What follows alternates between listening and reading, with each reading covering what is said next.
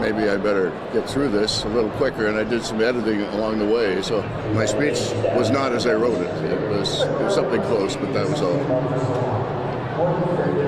You said your favorite three words for the fans, I love you. Is your second favorite three words, let's go Buffalo?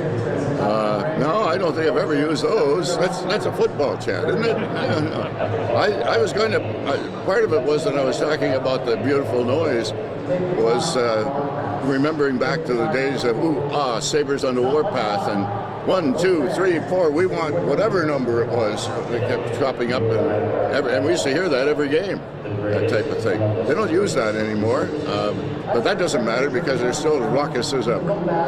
Actually, now that it's over, what was the ceremony like for you? It was wonderful. I mean, to see all of the guys that came back for this, all the alumni guys, and to have all the former broadcasters that I've worked with over the years, it's pretty special too. So it was awfully nice knowing they had my back, so to speak, when I was up there speaking. Rick, to decide to end with the words, I love you, what does that say about what this fan base and what this team has meant to you for so long? I thought I love you kind of summed it up, but it meant it means everything to me. I mean, I've been here for 51 years. You haven't even been on this earth for 51 years, you know. So it's just something that came to mind. I didn't know how to end it. I honestly didn't. I had to speak and I had to say something, and I thought that was the best way to end it, so I did. RJ, when you think of this night, last year there were no fans. This year there haven't been a lot of fans. What did it mean to walk out there and see this place full again like the old days? Well, I could hear them before I ever got out there. That was the thing. I knew it was going to be full because I'd been told that, but it meant an awful lot to me that, you know, that I love them and they love me. I guess it's reciprocal, and I think we both tried to show it here tonight.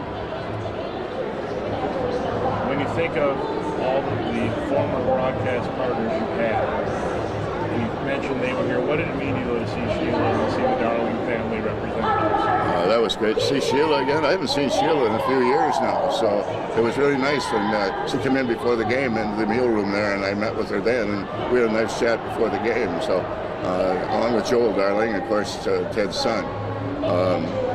But you know, maybe it's amazing in a way that 51 years later, I've only lost 2 partners.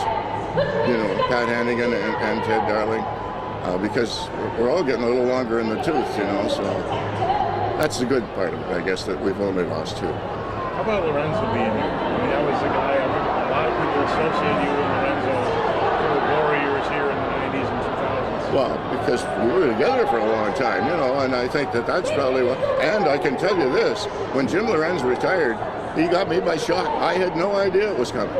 In fact, Larry Quinn told me about it, and I said, "Is he just like trying to get more money?" You know, well, I didn't know if it was a ploy, right, to get a boost in his salary or not. But he said, no, he's dead serious. He's going.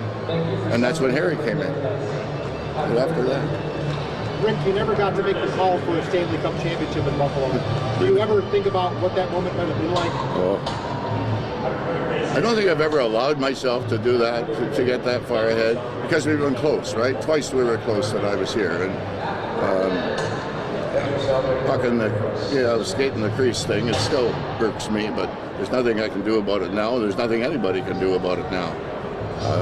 But I'm sure, I don't know what I would say if they won the Stanley Cup, but I have a feeling I'd come up with something. Would you plan it? I don't know, because we haven't been that close, right? So I wouldn't have to worry about it. So, and that won't happen this year either. So. What did it feel like when you looked up and saw that banner for the first time? A pretty heady company, isn't it, Dave? Huh? I mean, you know, I just take a look and see my name up there with all the other fellows and think, wow, this is really something.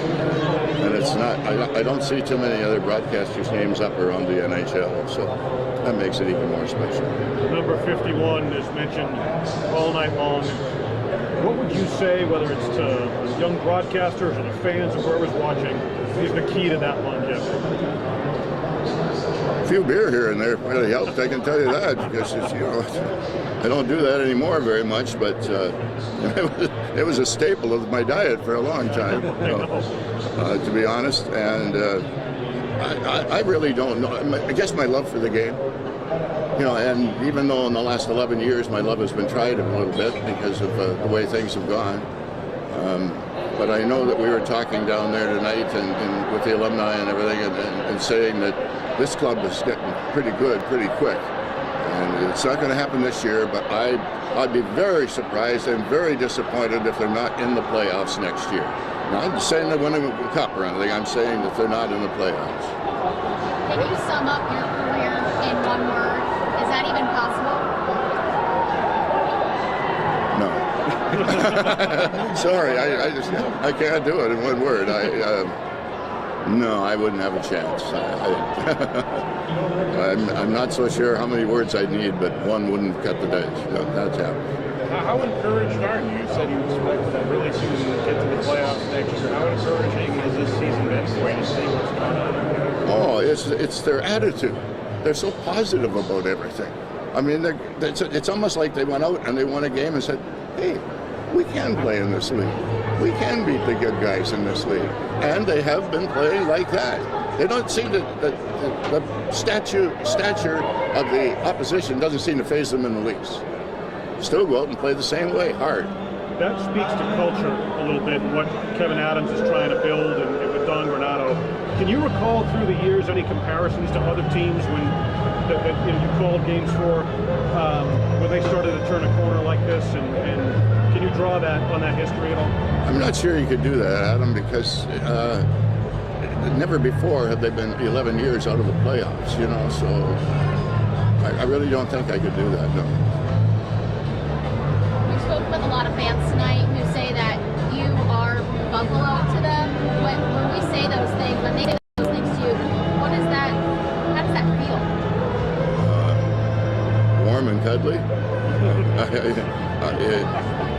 I love it, and I love the fact that they seem to, they seem to have cottoned to me over the years, and that's why I tried to point out when I was talking. It's not just the old folks that are out there now; it's their moms and their dads and grandmas and grandpas. It's been 3 generations. You know, it's God. I've been around a long time. Rick, did you see what the guys wore into the arena tonight with Yes, the I did. turtlenecks and the suspenders? Awesome. A little bit flattering? Yeah, and I didn't know anything about that. They showed me pictures of them coming in, and I said, all right, I didn't realize that they were doing that. It even goes to the band. All the band members that are playing right now are wearing the turtleneck. Well, I can tell you that one thing. I have a 14-year-old granddaughter who's here tonight. She didn't know anything about it, and she was wearing suspenders when she came into the building. So. What about Rick the dog? Oh, I don't know about that darn dog. I have no idea. I'm not going to get in a fight with him. He's too big. Rick, what advice do you have for younger people who want to be like you? Mostly I say if they're like high school age or something like that, in that area, find an intern job and find out if you are fit, if you're fit for the business or not. Because you might go into a TV station or a radio station with an intern job and find out, oh, this isn't for me. I don't like anything that they're doing now. And save yourself a lot of glory and weeping, and I think that's the best way to go about it. It's the easiest way to find out. It's not the easiest way to find an intern job, maybe, but it's the easiest way to find out. Thank you. Thank you, Rick. Thanks, Rick. Thanks, guys. Congratulations again. Thank you. So now can I go and see Cupcake? Happy to help. I'm getting used to the whole line. Oh, hey, can you hold the microphone here? You got like 3 or 4 microphones in one hand. So. You've done good. I think so. For 51 years. A long time, man. A long time. Randy, would you take a picture of me and RJ? I'll do my best.